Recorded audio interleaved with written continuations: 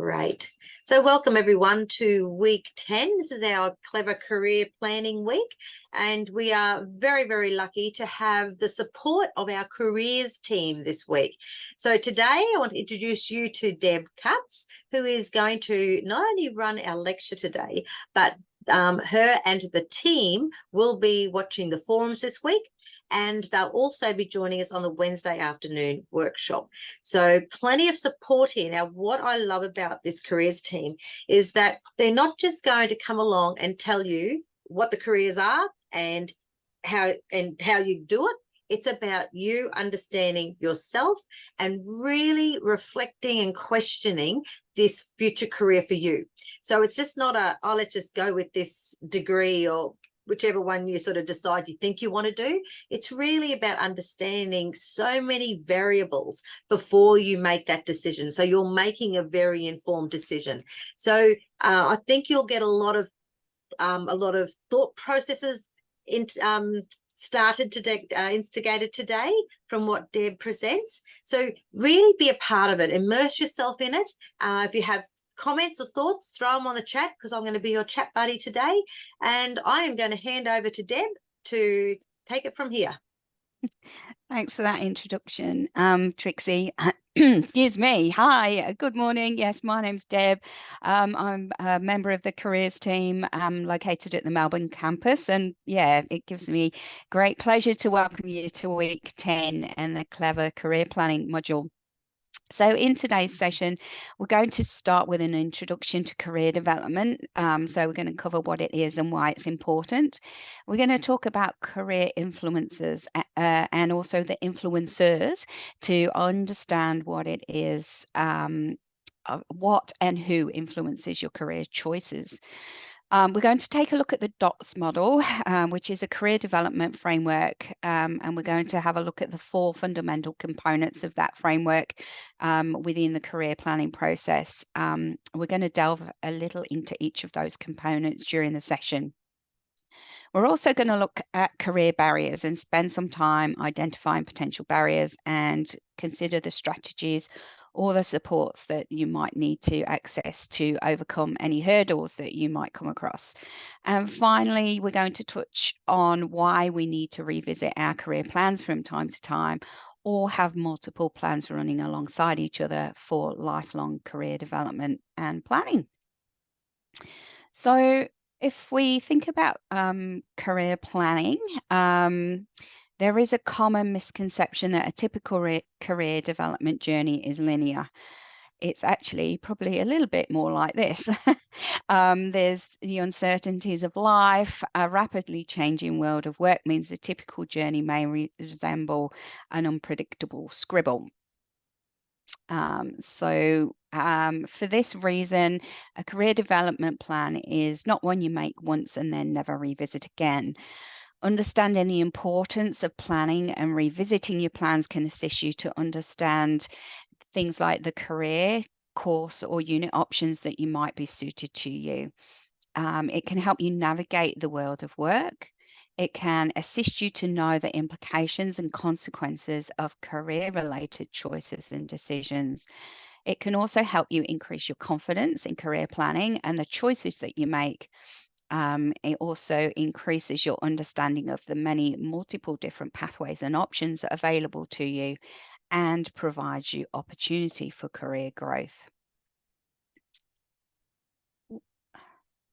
Lifelong career development can be described as individual learning during the lifespan and a form of reoccurring education.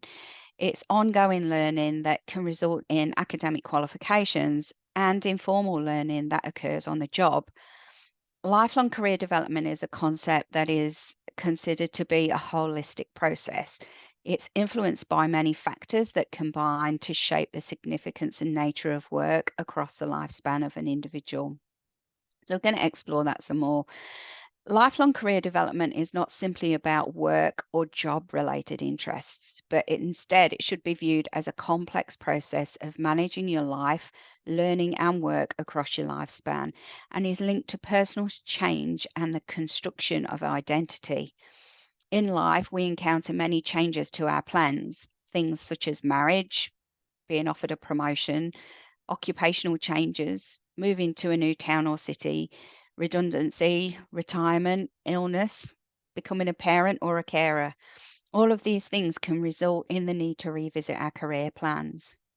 As individuals, the aim is to be self directed, building the capacity to manage your career with an awareness of the many factors that influence career decisions.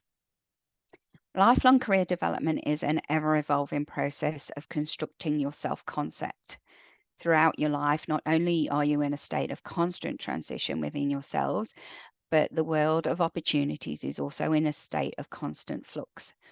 Understanding the need for lifelong career development will help you deal with these transitions.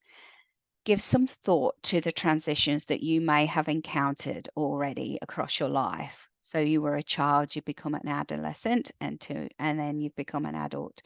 Maybe you're also now a parent yourself. You go through transitions from primary school to secondary school and then also to university study. You might have gone through transitions from study to work, and then you might have gone from work back to further study, like right now. You might have experienced changes to the labor market, and this might have changed your employment. Things like changes in technology can impact what you've learned or how you learn and how you work. So many changes happen throughout the lifespan, and for that reason, you need to understand yourself and the world of work and then make informed choices, so both short and long term, alongside these transitions and changes. For most people, lifelong career development is a process of getting ready to choosing, and then typically continuing to make choices from many occupations and different jobs that might become available. It's a cycle of change and growth, requiring resilience and constant adaptation through multiple transitions across your lifespan. So, when we consider our future professional career choices, we give considerable thought to the type of work we want to do, how we can earn a specific amount of money, how we might gain a role in an industry, what qualifications we might need to get those jobs. But there are also many other significant factors that can influence the career's choice. So, let's take each of these three in turn. So, we'll start with the personal. Have you ever thought about turning a hobby or something you love doing into a career? For example, you might have a passion for all things exercise and sports related and might have considered becoming an athlete yourself, or a PE teacher, a personal trainer, or physiotherapist. Perhaps you like working with numbers and might have thought about career in banking, accounting, or financial planning.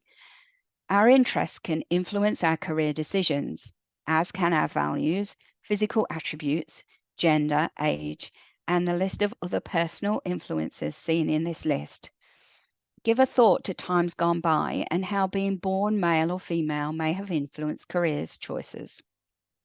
For many generations, women stayed at home, reared the children, and did the housework, whilst the men went to work and provided for the family. Times have changed, as has the world of work.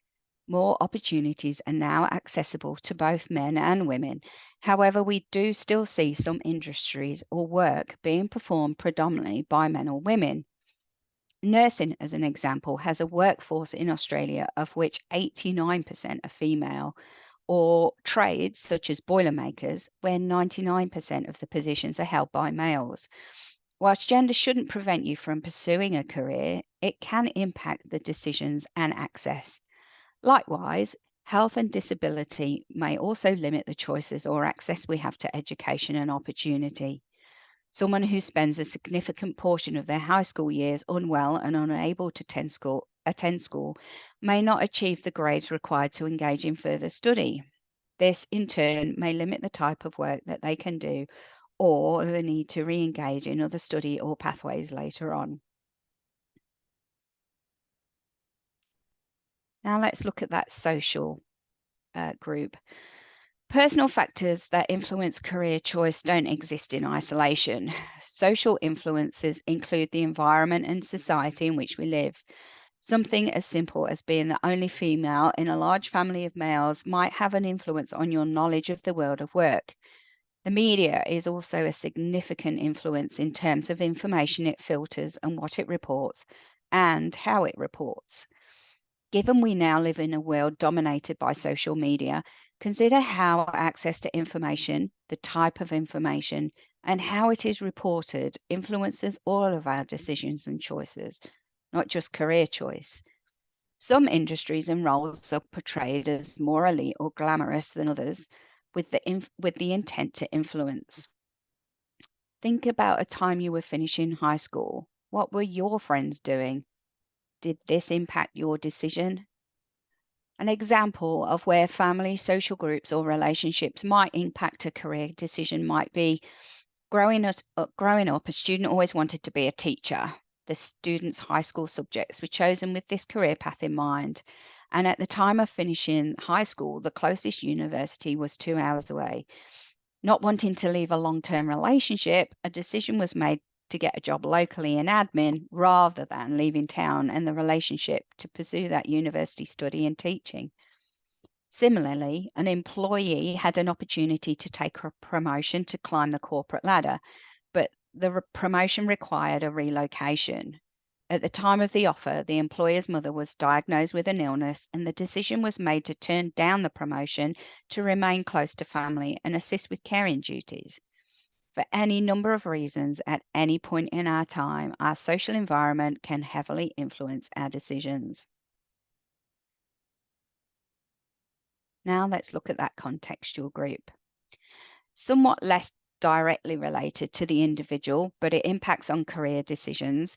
Something as simple as where you live can influence the level and nature of schooling available, for example, the prevalence of suitable role models, access to information, and the type and number of employment opportunities. Think about growing up in a small rural town and having to travel 3 hours to the closest school.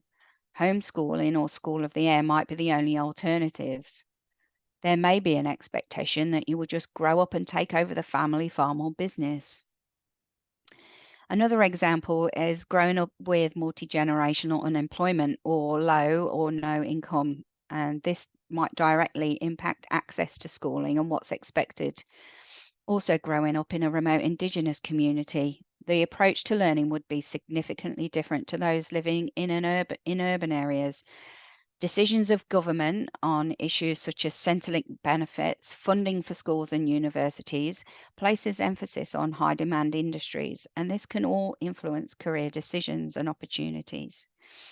Consider how these might change over time as you transition through life. Do our skills remain the same? Do our friendship groups and the power we give to these people change? Is the employment market and labour market always static?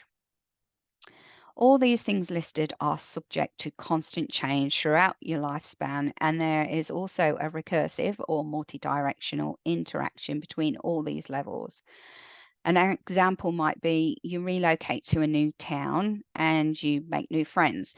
The people you are intrinsically drawn to befriend are likely to be of a similar age or have similar interests or values. When sourcing a new job, you may be tempted to stick with what you know, and your decision is therefore influenced by your skills, your workplace, and the location, just as an example. Chance also plays a huge role in things and influences our decisions. Although unpredictable, the influences of chance can be profound. Chance can be described as an unplanned event that alters one's behavior. Some may also refer to it as luck, fortune, accident, or happenstance. It's, if you think about it, it's like being in the right place at the right time. It might be a chance meeting with someone opening up a new employment opportunity, an accident or illness which might result in disability, or even a natural disaster or a pandemic, reducing or increasing job opportunities within specific industries. These are all things that are out of our control, but still have an impact on decision. I'll give you a couple of minutes here to take a look at this screen. Maybe grab a pen and paper and make some notes, or use the chat. And think of one of the areas across the personal, social, or contextual categories. Write down an influence or an influencer who has impacted your decisions to date or might be influencing your current decisions.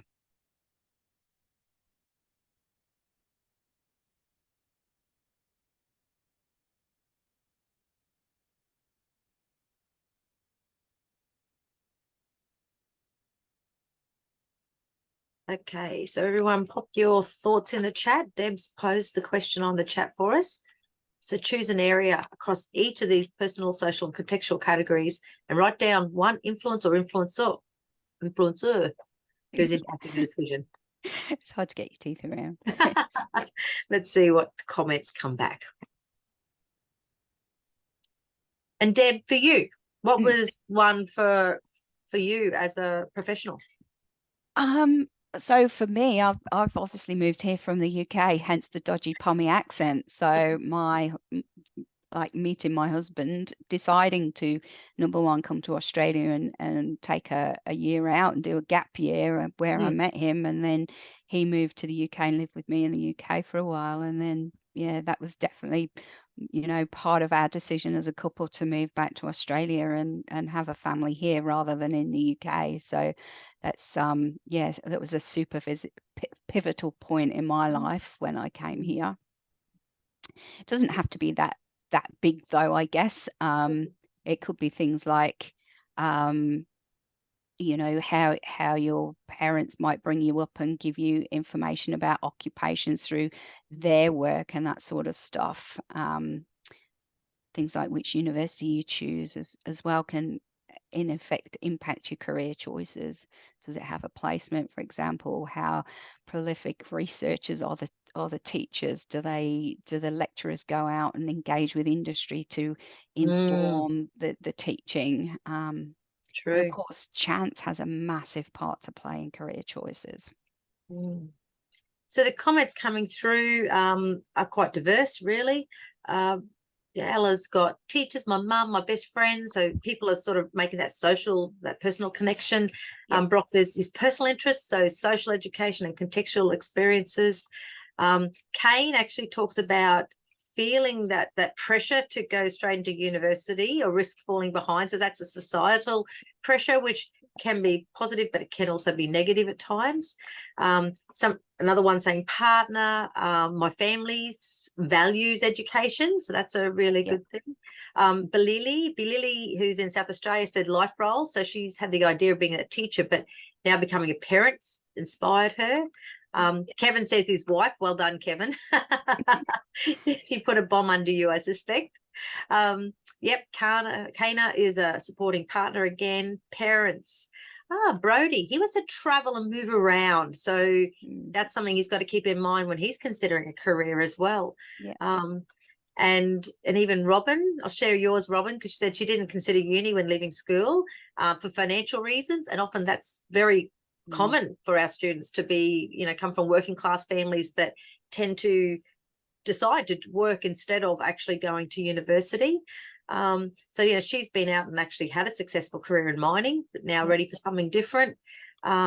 Oh gosh, there's just so many more. These keep coming. So so there's a lot there from people. That's brilliant.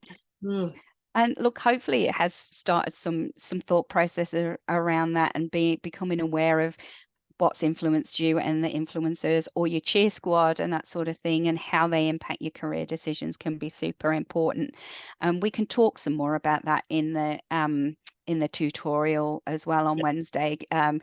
Not every influence and influencer is going to bring positive influence either. So we're happy to have some of those conversations on Wednesday. So I'll move on if that's okay. Go for it. Awesome. So here we're going to talk about the DOTS theory, and there are several different theories and developmental approaches to career development and education. But the widely used DOT framework has evolved from a dynamic relationship between self, opportunities, decisions, and those transitions. The process of lifelong career development involves ascertaining your values, skills, interests, beliefs, and competencies, and connecting these with the current labour market needs to remain intrinsically satisfied and engaged in meaningful work. The process requires an understanding of work options available, navigating with purpose, and making informed decisions. The DOTS framework is underpinned by 4 components that are fundamental to careers education and planning. And we are going to go through each of these in more detail. But just to give you an overview, we've got self-awareness, and that's the ability to identify and articulate your motivations, skills, and personality, because they do affect your career plans. And look, it's a vital step, which is often overlooked when planning careers. But in order to determine the suitability of a specific career, it's essential to first know who you are as a person. This step of career development helps you to assess your values, your interests, personal qualities, motivations, attributes, strengths, skills, and also how you prefer to work and learn. The more self-aware you are, the better you will be able to determine if a career choice aligns with your authentic self.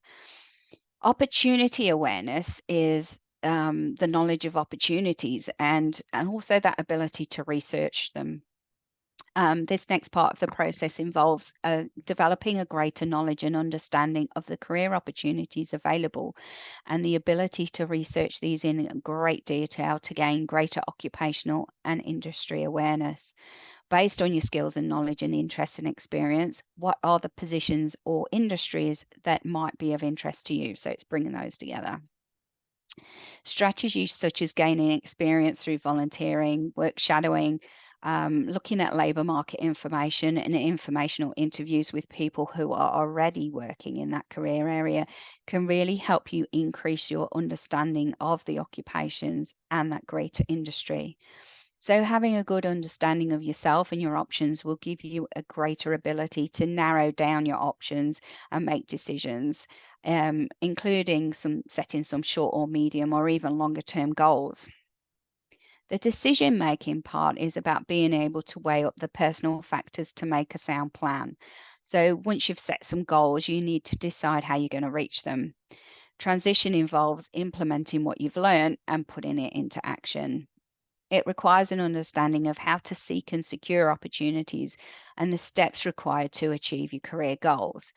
This may include several actions such as engaging in study, like what you're doing here, mastering your personal pitch, constructing a tailored application for a specific role or industry, or engaging in opportunities to develop personally and professionally.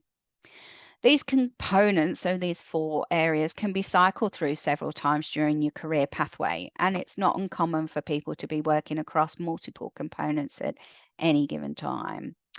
Working through the components can be a helpful way to consider your career options as you make informed decisions or review your career plans. And it shouldn't be a one-off activity, but an ongoing cycle that you need to keep navigating through. So we'll start with taking a deeper dive into that self-awareness category. During your previous modules, you will have done some reflective learning on yourself. So you might have looked at your learning style preferences and your personality types.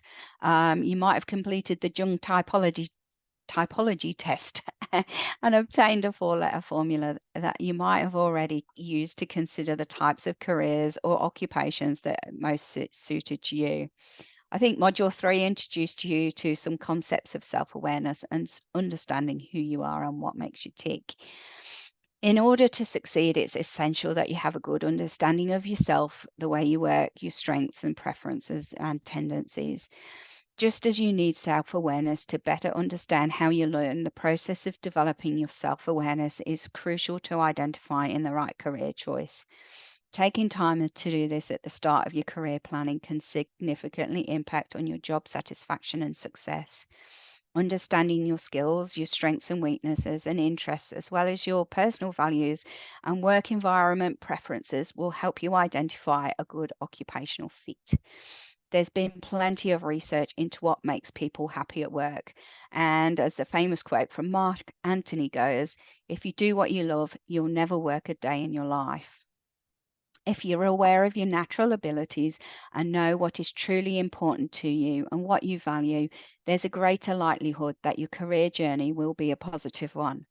in order to be aware of your strengths and abilities and to understand and be able to articulate your values and interests. It takes a significant amount of reflection and develop self-awareness. And there are several ways that you can develop self-awareness. Quizzes and profiling tools such as the Jung typology or Myers-Briggs tests, which are also popular. These tools are great to get you thinking about your personality and preferences in learning and working.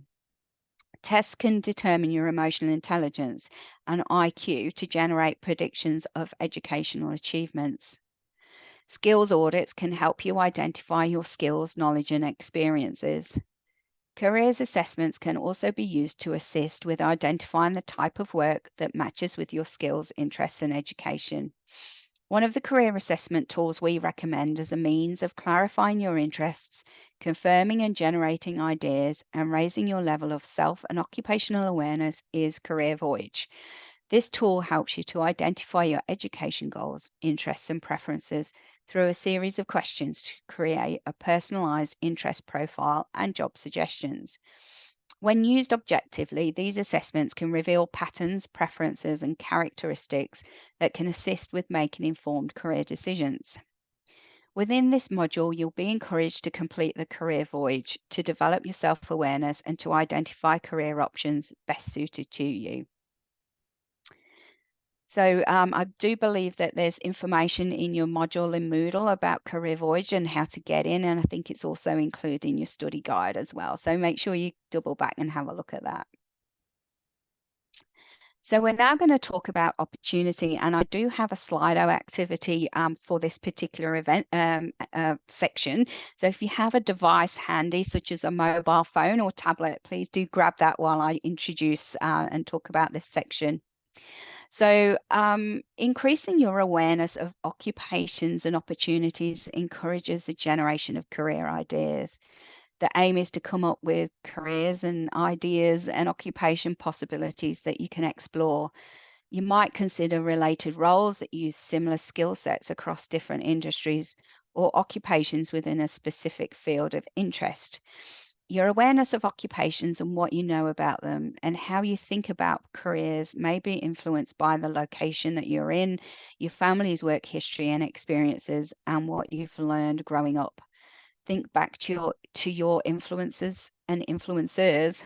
We don't know what we don't know, and that's where activities such as Career Voyage are really helpful.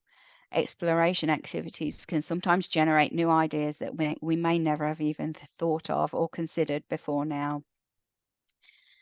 One useful activity you can do to expand your thinking and knowledge of careers or an industry is to create an expanded concept map. And we're going to do this now with the aim of coming up with as many careers ideas as we can as possible. So I'm just hopefully going to move on. So I will pop up a QR code in a little minute, but if you are a bit more old school like me and you want to put your URL into your search, pop slido.com into a browser, and then you need that 399991 code to be able to get into the Slido. I'll just pop that QR code up now. So please do use the URL or the QR code. And what I'd like you to do once you're in the Slido is list as many occupations that you can think of which sit within the health industry. Just type away, add in as many as you can think of, and don't worry if somebody else has already put your idea in. So within the health industry. Got some good ones coming in here.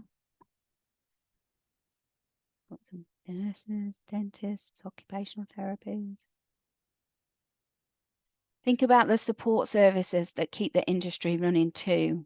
People like cleaners, the people that get people from different hospitals, patient transport, those kind of things. Most people will think about doctors and nurses, but there's so many roles beyond this. And this is a great exercise to do with friends or fellow students once you work out what degree you might be interested in. helps generate so many different ideas of occupations you may not have thought of. I'll leave that up and I'll keep going, but keep adding ideas in as they come to you. So given that career plans can change throughout the lifespan, phases of increase in occupation or opportunity awareness are likely to be revisited several times throughout your working life. An opportunity for promotion or change of department may prompt you to consider or explore more options. Change of business ownership, being faced with redundancy. You might be taking a break from work or career for caring duties, or return to work after some time out of the workforce. All will require considering exploring options, some of which may be familiar and some of which may be completely new. Once you've some ideas about the jobs that you might like to do, you'll need to find out more about them so that you can make an informed choice about that career direction that you might want to pursue. This applies to starting a new career or even just changing a role within an organization. More specifically, when considering a completely new career or direction, factors to explore could include typical duties done day to day, salary levels, qualifications, and job prospects. So where do we go to find this information? In activity 10.2 in your study guide will direct you to the Labour Markets Insight website, and that can help you find out more about your career or careers of interest. There are several other websites listed in your study guide that you can use to access some relevant information about careers and industries. But aside from websites, where else can this type of information be sourced? So talking to people who work in an occupation of interest can provide a helpful insight into what's involved with a particular line of work. Informational interviewing, as we call it, is a strategy that involves speaking with a professional to gain insight into their working life. It can allow you to gain a sense of what a general workday looks like and the typical responsibilities they have in their role. It's also a great opportunity to find out more about the organisation they work for as well. If done correctly, the informational interview can offer you a perspective that you need to make to help you make with your career choices and make sure it's right for you. It all comes down to finding the right person and asking them the right questions. Speaking with a professional already in a role or industry you're interested in is a great way to establish whether a profession is a good fit for you and to learn more about it. And also will perhaps provide you with valuable connections or even a mentor.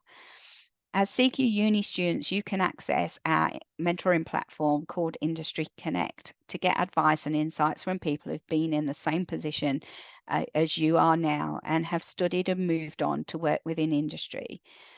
Make sure that you access the CQ Uni Industry Connect via the Career Hub homepage. Attending network events and connecting with people locally or people you know in the roles in the industry you're interested in is also a great place to start. Improving your commercial awareness can also help you better understand an industry.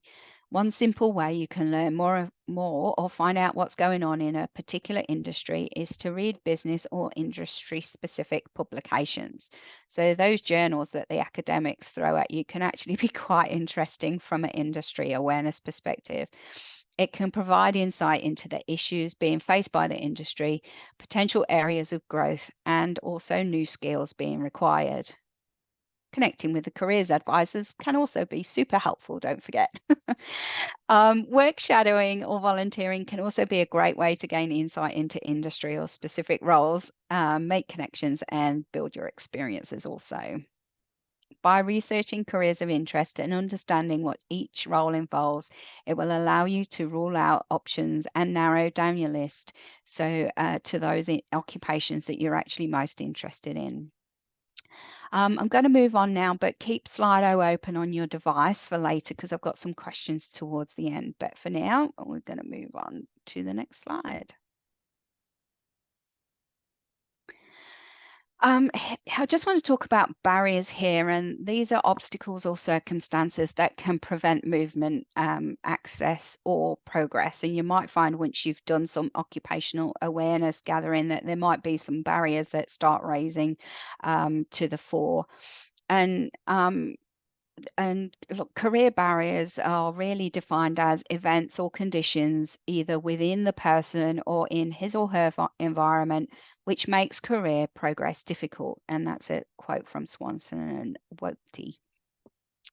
Barriers may vary in size and significance, and many barriers can be overcome with some awareness and strategy, and in some instances, time. Some barriers might be obvious and we can preempt them, and some not so much. And sometimes they occur at any time, totally unexpectedly. If we consider the types of things that might prevent us from achieving a career goal, the most common foreseeable barriers might be, for example, a lack of knowledge, qualifications, or training. If the dream career requires you to have a specific education requirement, then without it, it's unlikely you would be considered for a position. The ability to obtain the qualification may be a barrier to achieving the goal of securing that position.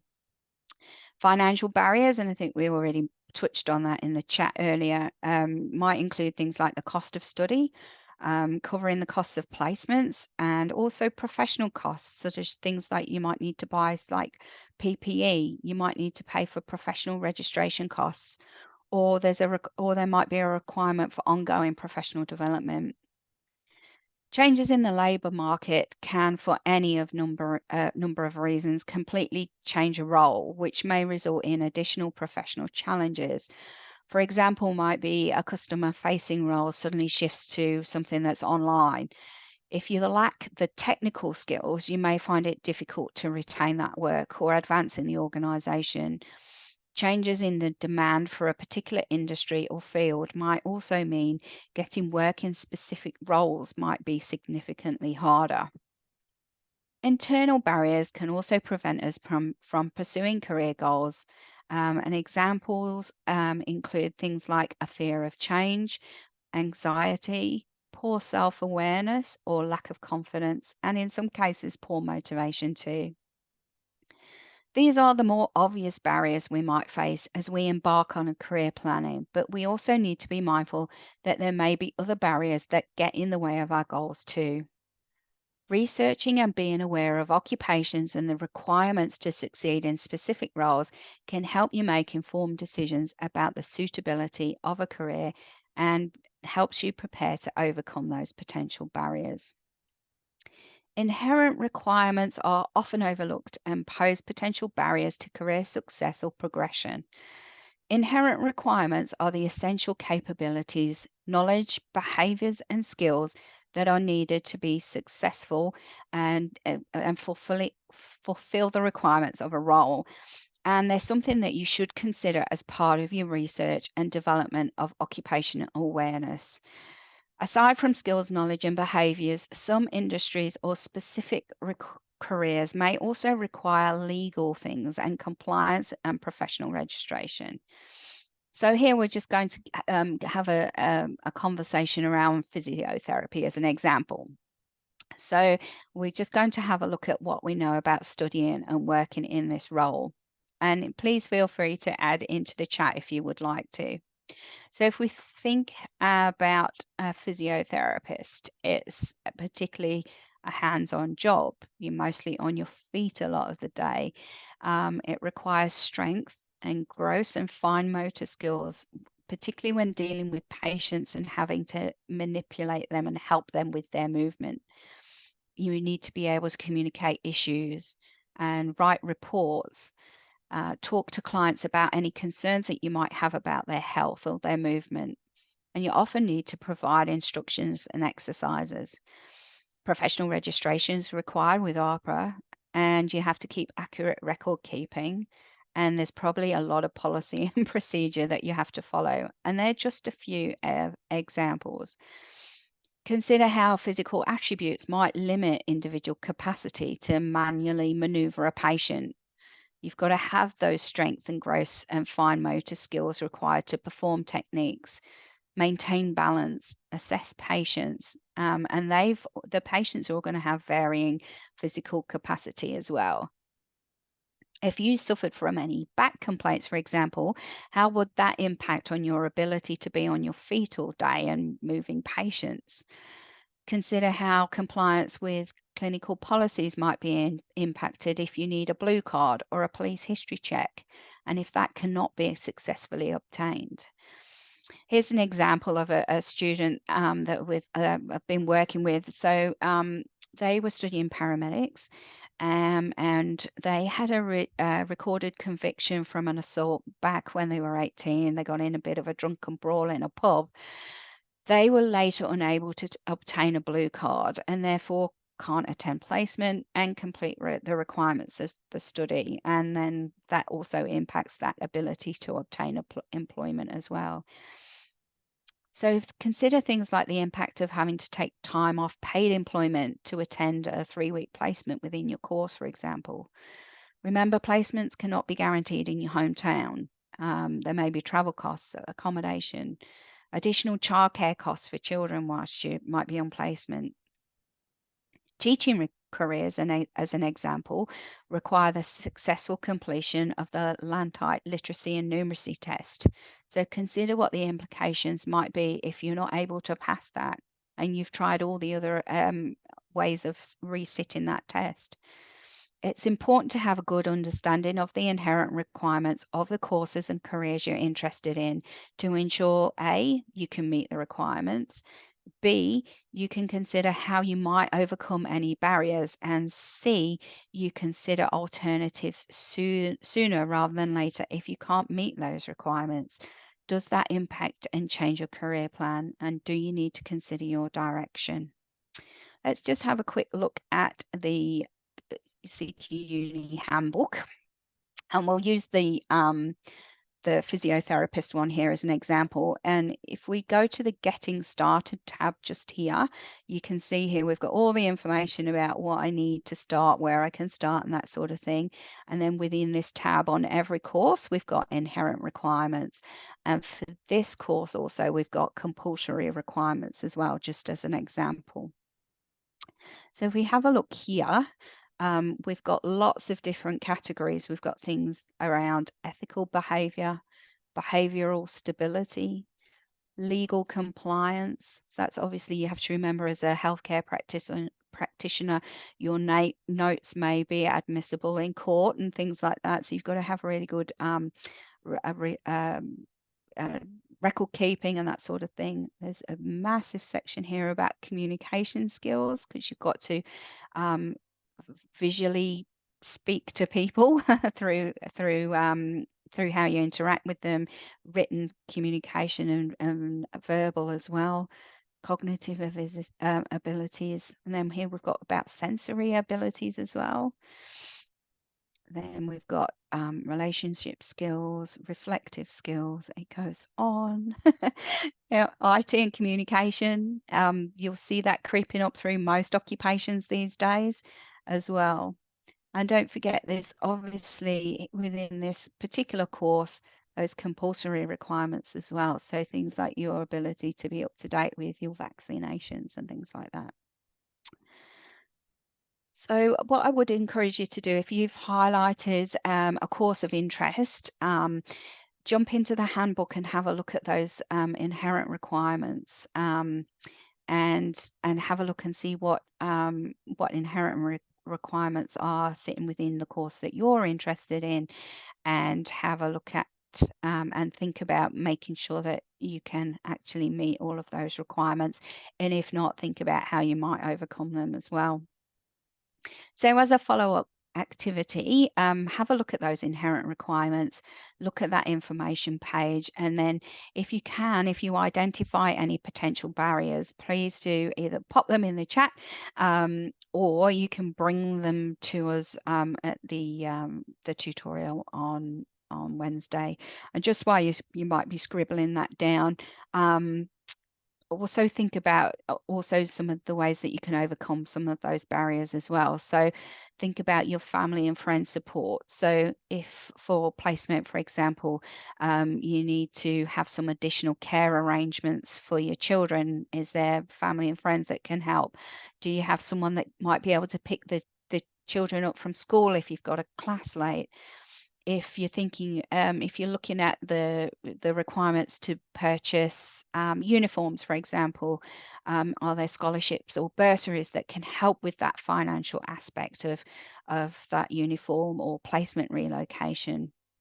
Have a look and see what assistive technology or just adjustments might be available that could be made to study all workplaces to make sure they're accessible.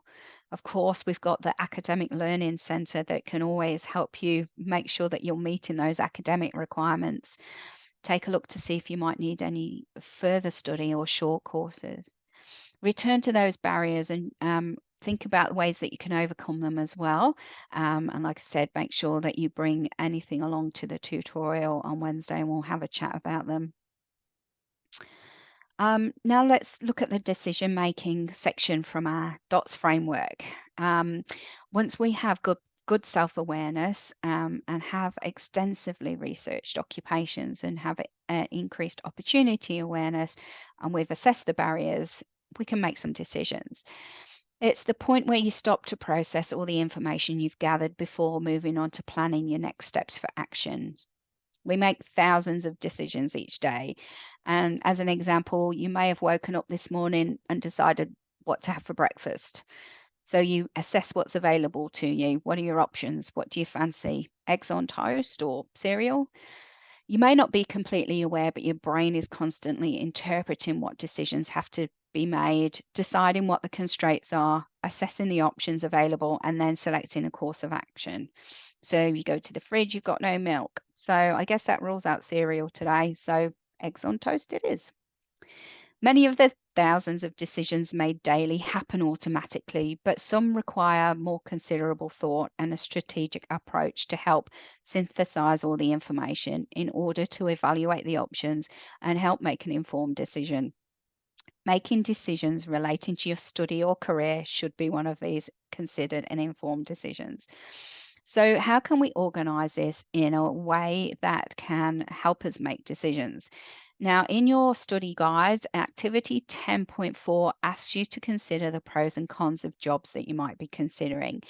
And making a list of the advantages and disadvantages is a great way to start organizing your thoughts and knowledge about a specific job. Being able to weigh up the pros and cons can assist with final decisions. A slightly more in-depth way and scientific way, if you're interested in it, is using the decision-making matrix, which I'm just going to share with you now. So there is a copy of this example in Moodle if you would like to go and have a look at this yourself. And there's also a blank template as well. So I'll just step you through how to use this. And excuse me while I go to the side, I've actually got this shared on another screen. So what you do with your decision-making matrix is list 6 or 7 things across this top row here of things that you would really like to see in your career. So in this example, we've got things like autonomy, a big office, client relationships. This person wants to make sure that they have the opportunity to do oral presentations. So once you've listed those things that you feel that you must have in your job, you then grade them. So what we've got here, and it's on a scale of 1 to 5, how important those things are. So you go with your top 7 and then prioritize your top 7. So 1 here for a big office is probably not quite as important as having diversity across your day. And then we've got autonomy and client relationships there. I think somebody mentioned having travel earlier on, so they've actually in this example graded that as a 2. So once you've got your 7 career wishes and you've graded your wish list, then what you have to do is go to this next level here. And what we're doing here is down this left-hand column, write in some occupations that you might be interested in. So I think you've got room to pop 5 different occupations in. So list the occupations down this left-hand side. And then what you're doing here on a scale of 1 to 3 is listing how likely is this career wish, how likely is it to appear in this job role. So here we've got autonomy in an advocate role. That's probably on a scale of 0 to 3, because we're going on 0 to 3 now. That autonomy is likely to appear in that role at around a 2. Client relationships is a 0. Money, 2. So we're actually then starting to think, well, how likely is it that some of these some of the career wishes will actually appear in this job role? Once you've done that for all of your 7 career wish areas, what you're doing then is timesing your priority list here by the how likely that career wish will be in this job. So you're doing 4 times 2 is 8. 4 times 0 is 0. 1 times 2 is 2, and so on. And then what you do is you add up all of those weighted scores to give a total for advocate. So what you're doing, you're starting to prioritize, starting to break down the job into what a job might entail, how much value you place on what that job entails, and giving it a score. Once you've done that for all of those job roles that you've been considering, you get some totals down this column in here. And here you can actually see, for example, for this particular person, an in-house lawyer role is probably going to be a good fit for this person based on the values that they've placed on some of that job content. So hopefully it would be a good fit for them and give them some job satisfaction based on those values that they've listed above. So like I've said, if you want to go back and review that, have a look we've got this example in your study guides, and we've also got a blank template as well if you want to get all scientific with your decision making. Deb, Yes. sorry, just a quick question. Can you just remind us what the activity number was? Was that 10.4 for the one? Yes, 10.4 in the study guide. Right. Yeah, Thank you. no, that's fine. So when it comes to making a decision about career direction, it's important that you take the time to reflect, develop your self-awareness, determine what is important to you, and explore some of those options before leaping into a decision. And making a decision to study is a huge investment in time, effort, and money. So you want to make sure that the career decisions you're making are suited to you before committing to years of study and pursuing a career. When it comes to career decision making, take every opportunity to evolve your self-awareness, your opportunity awareness, and be okay with initial uncertainty as well. Being informed will help you make educated decisions before taking too many steps further. So transition is our final component of the DOTS model. Once a decision has been made, the next step is to start to take the action and implement the plans. Part of the process involves making a plan on how to get there or how you're going to transition. And goal setting can really help us navigate the way from decision making to action in life. Goal setting helps us choose where we want to go in life by first working out exactly what it is we want to achieve and where we want to concentrate our efforts. The more specific the plan, the more effective it will be towards reaching the desired goals. Being strategic in your actions provides focus, and setting goals to achieve your dream career is no different. By developing a career plan, you can focus on what you want to do and how to get there. Part of the planning process is involved developing your self-concept and having a strong awareness of yourself, your motivations, interests, values, and strengths, and all that sort of stuff. You hopefully will have worked towards increasing your opportunity awareness and researched occupations and industries of interest. You know your options, and you will have determined what is required for those roles, the skills, qualifications, and the inherent requirements. You may also have already started making some decisions about the direction you believe is suitable and right for you based on the understanding of yourself and the opportunities. So that next step is to set some short and long-term goals to help you get there. So, SMART goals is probably not a new concept for you. SMART goals are particularly useful and can be used to break down your plan into manageable actions, and are specifically useful for career planning as well. Setting goals allows us to consider how we might overcome any obstacles and barriers we might face too. So, I'm just going to recap over the SMART goals and what it stands for. So, specific means knowing exactly what you want to achieve, and it will help you remain motivated until you get there. By stating specific goals and actions, it leaves you no room for doubt about what you need to do and whether or not you've actually done it. So, for example, having a goal of getting fit is not as specific as I'm going to start running daily to train for a marathon, for example. So, if we talk about measurable, when you quantify your goal, you identify what success looks like. How will you know if you're tracking towards achieving your goal and if you have nothing to measure it against, as an example? So, if we keep with that goal of training for a marathon to make it measurable, you might say, I will download a popular training app and follow the training program to run a full marathon without stopping. So there's your measurable. You're going to run a marathon without stopping.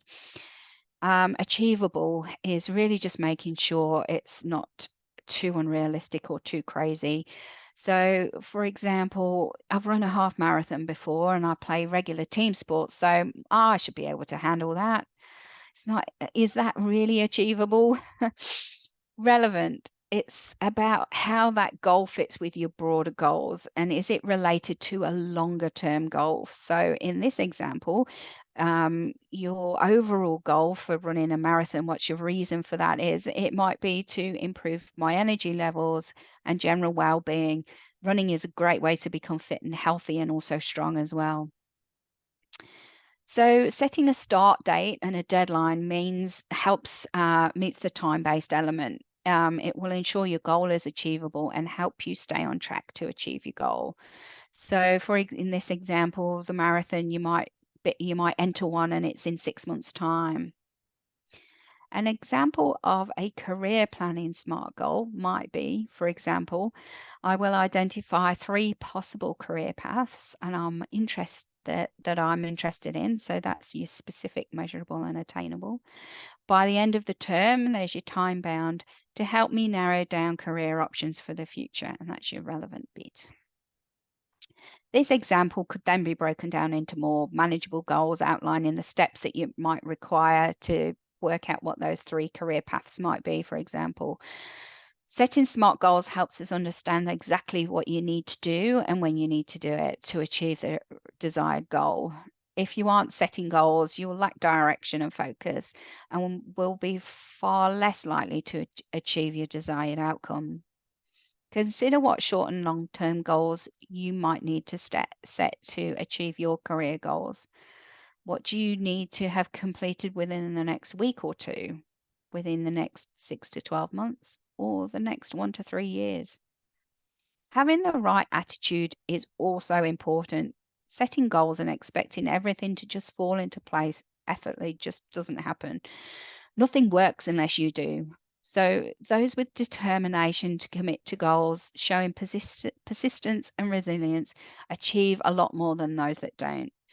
Effort, planning, and good strategies are what it takes to succeed. If you put the work in and believe in yourself, you will be capable of great things.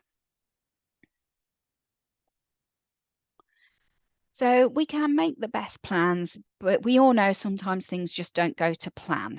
Some things in life simply can't be predicted, and from time to time, we need to stop and reassess our plans. And career planning is no different. At the start of this lecture, we looked at career development planning and mentioned it was a complex process managing life, learning, and work over your lifespan. It's linked to personal change and construction of identity. We've also identified that chance occurrences along with constant change can influence our choices and ultimately our direction and self-concept. In career planning, as in life, it sometimes pays to have a plan A and a plan B and maybe even a plan C. And look, having multiple plans doesn't mean throwing the baby out with the bathwater either.